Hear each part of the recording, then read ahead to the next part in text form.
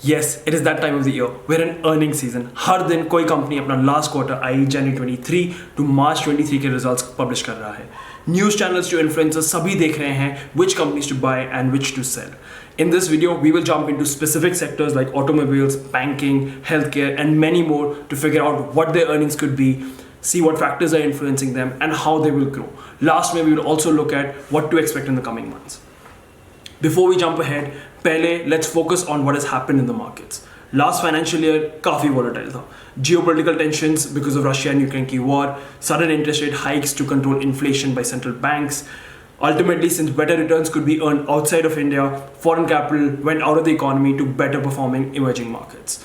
Domestic consumption ultimately slowed down.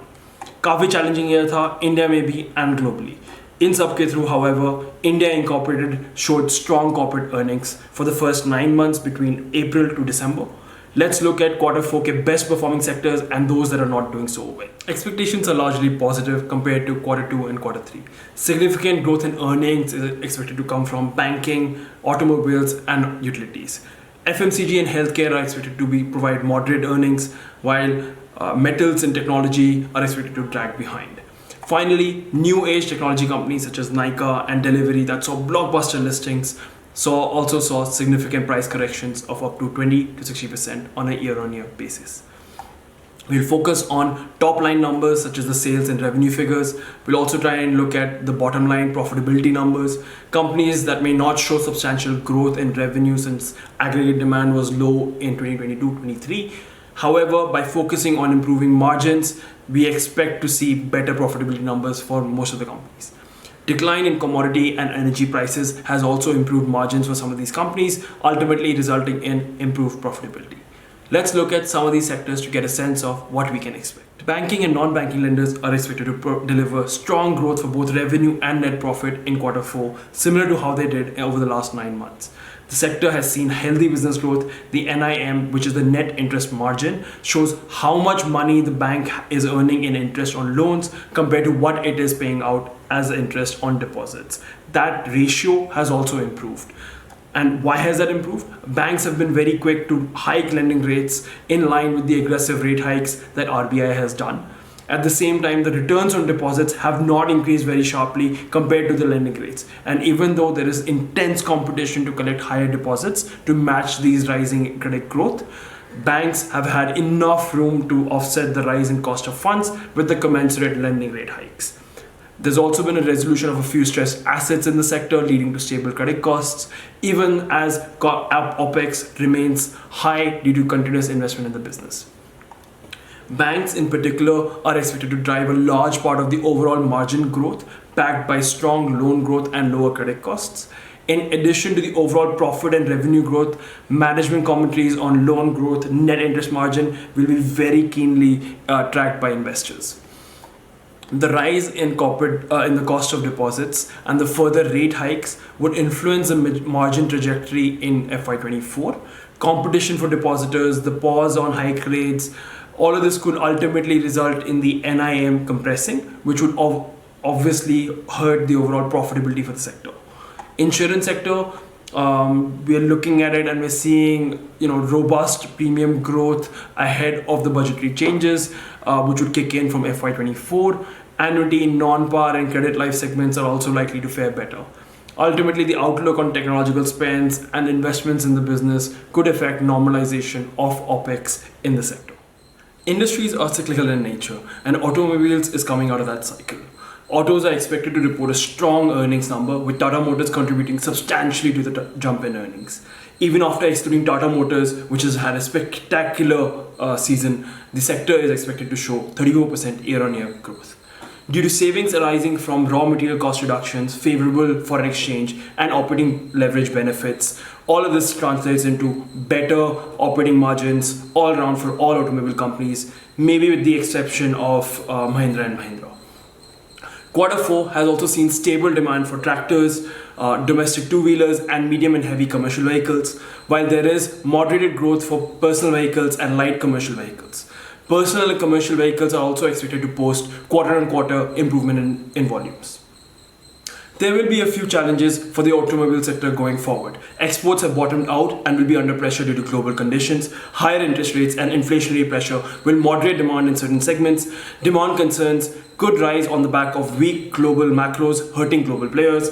And finally, commodity prices are also seeing some inflationary pressure, which could ultimately reduce the profitability for the sector.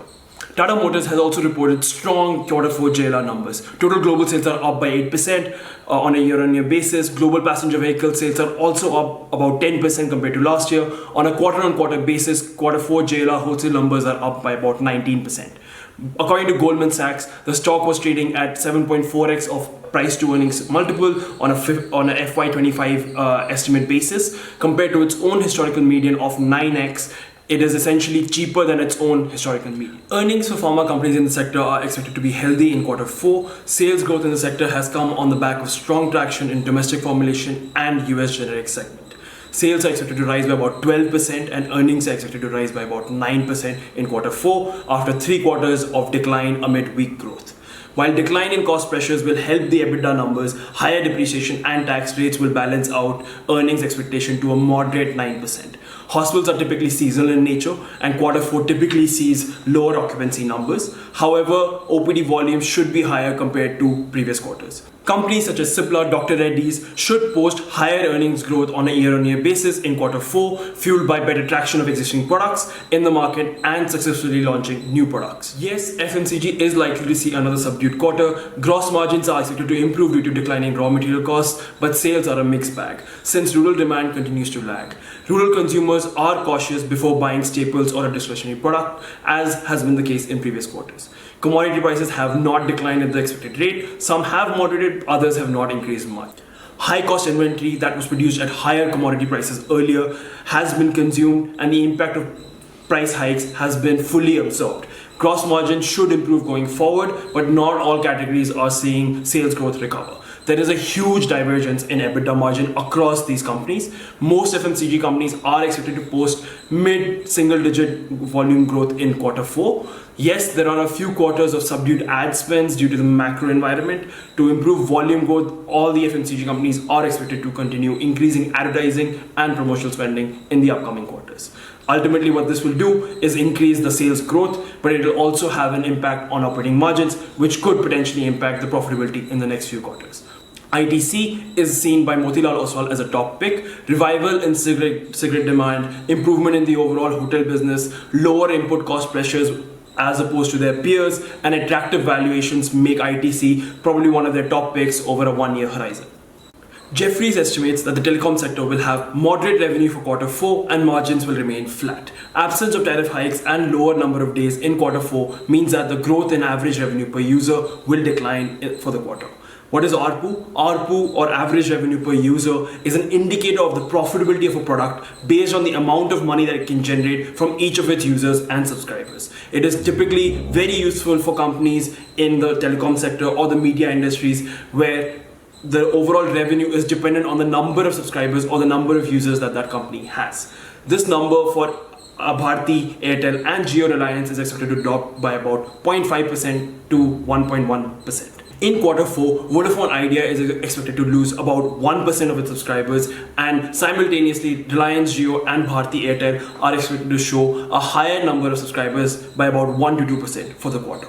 SIM card consolidation may continue, resulting in a 1 to 2% ARPU increase across the telcos, which means that there will be a 2 to 3% sequential revenue growth for Bharti Airtel and Reliance Jio. However, for Vodafone Idea, the overall revenue is expected to stay flat.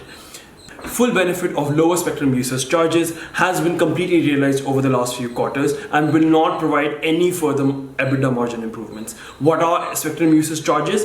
Essentially a fee paid by each operator to the government for using the telecom spectrum and is computed as a specific percentage of the adjusted gross revenue earned by the operators. With moderate revenue growth expectations, there will be nominal EBITDA margin improvements. 5G technology expansion and coverage requires capital expenditure. Reliance Jio and Bharti Airtel have already expanded their coverage to about 406 and 265 cities respectively. Their capex levels are expected to continue increasing as 5G technology expansion continues forward. However, gains in market share for these two companies is expected to come at the cost of Vodafone. B2C companies are expected to report muted numbers for quarter 4, similar to quarter 3, due to the consumption fatigue that is being felt across online food and the beauty segments. However, B2B e-commerce is expected to maintain its robust growth momentum into quarter 4 as businesses look to enhance their digital presence and boost their online penetration in the marketplace. In quarter 3, many new age companies reported significant net losses, but the contrast in their financial performance has been significant. So let's look at a few examples here. For instance, Paytm. Paytm experienced a reduction in its net loss to about rupees 392 crores to an attained profitability at the EBITDA level. In quarter 4, Paytm is expected to show 17% quarter-on-quarter growth in the revenue. In contrast, Zomato, a food delivery company, experienced a wider net loss of about 347 crores. In quarter 4, many brokerages are expecting Zomato's gross order value, which is essentially the total sum of the value of all orders, to remain flat in quarter 4.